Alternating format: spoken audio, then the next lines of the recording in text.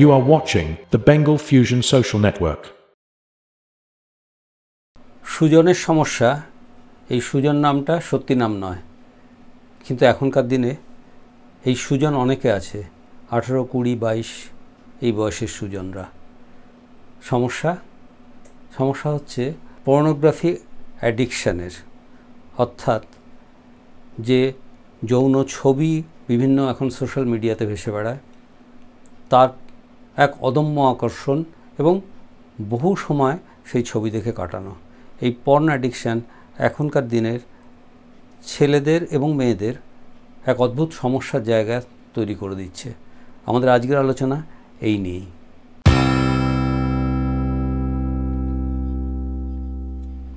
নমস্কার, বেঙ্গল ফিউশনে আপনাদের সবাইকে স্বাগত। আমি ডক্টর তন্ময় মিত্র কথা বলছি, হেলথ সাইকোলজিস্ট।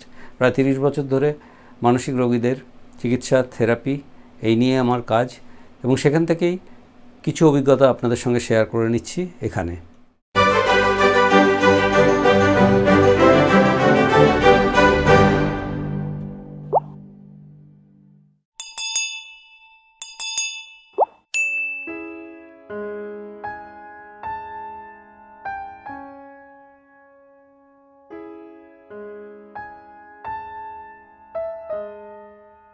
আমার কাছে এই যে নামটা বললাম, এই নামের, এই অনেক নামের এই বয়সের ছেলেমেয়েরা আসছে, যারা এসে আমার স্ট্রেস, আমার রিলেশনশিপের সমস্যা এইগুলো সম্পর্কে কিছু আলোচনা করার পরে, প্রথম দিন না হলেও তারপরে এসে কোনো সময় বলছে, আসলে জানেন তো আমার একটা বড় সমস্যা, সেটা আপনাকে প্রথমে বলতে পারিনি, সেটা হচ্ছে আমার এই পর্ন অ্যাডিকশান যাকে বলি।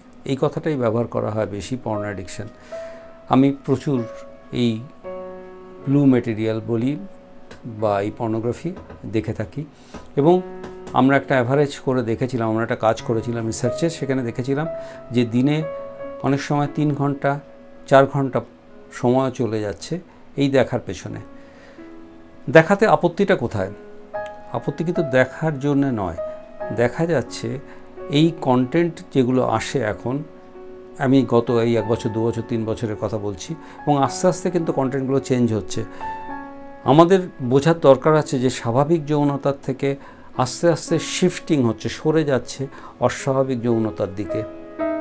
এটা নিয়ে আমরা যারা এই মানসিক জায়গাটা যারা দেখি, তারা আলোচনাও করেছি, এবং বিভিন্ন জায়গায় আমরা সেমিনার করেছি, এটা নিয়ে বোঝানোর চেষ্টা করছি যে এই যে শিফটিংটা হচ্ছে, অর্থাৎ স্বাভাবিক জায়গা থেকে যে অস্বাভাবিক জায়গা চলে যাচ্ছে, এইটাই কিন্তু সমস্যা তৈরি করে দিচ্ছে। আমাদের কাছে অনেকে আসছে যাদের মাস্টারবেশন গিল্ট থাকে, অর্থাৎ এই সমৈথুন যাকে বলি বাংলায়, সেই সমৈথুনের জন্য কিছু সমস্যা তাদের মনে মনে হয়। এটা আগেও ছিল। এখনকার দিনের এই সমস্যাটা জড়িয়ে আছে কিন্তু ওই যে বিকৃত, অন্যরকম বিকৃত কামের ব্যাপার যেটা বলছি, তার সঙ্গে মনে একটা গিল্ট ফিলিং তৈরি হয়ে যাচ্ছে যে আমি যেটা করছি আমি কিন্তু ঠিক করছি না। কেন না, বেশিরভাগ সময় দেখা যাচ্ছে যে এখানে যে সেক্স কন্টেন্ট যেগুলো, সেগুলো কিন্তু নর্মাল একটা ছেলে মেয়ের মধ্যে যে রিলেশনশিপ সেরকম ধরনের নয়, কিন্তু বেশিরভাগ সময় এগুলো অসম যাকে বলি, সেই ধরনের সম্পর্কের উপর তোলা কোনো ফিল্ম, এবং সেইগুলোই বেশি এখন চলছে, এবং তাকে নানা রকম ক্যাটাগরাইজ করা হয়, এবং সেইভাবেই আসে কিন্তু এগুলো, এবং সেইভাবেই কিন্তু দেখাও হচ্ছে। এইখান থেকে আমরা যেটা দেখছি যে এই বিভিন্ন রকমের যৌন অপরাধ কিন্তু বেড়ে যাচ্ছে। আপনারা যদি খেয়াল করেন তাহলে দেখবেন গত 2 বছরে এই যৌন অপরাধ, যেখানে আমরা কিন্তু আনএক্সপেক্টেড, যৌন অপরাধ যে কখনো আগে হতো না তা নয়, সেটা তো কোনো রেপিং বা অন্য কিছু হতো, সেটা ছিল, সেটা এখনও কমা বাড়া তো আছে।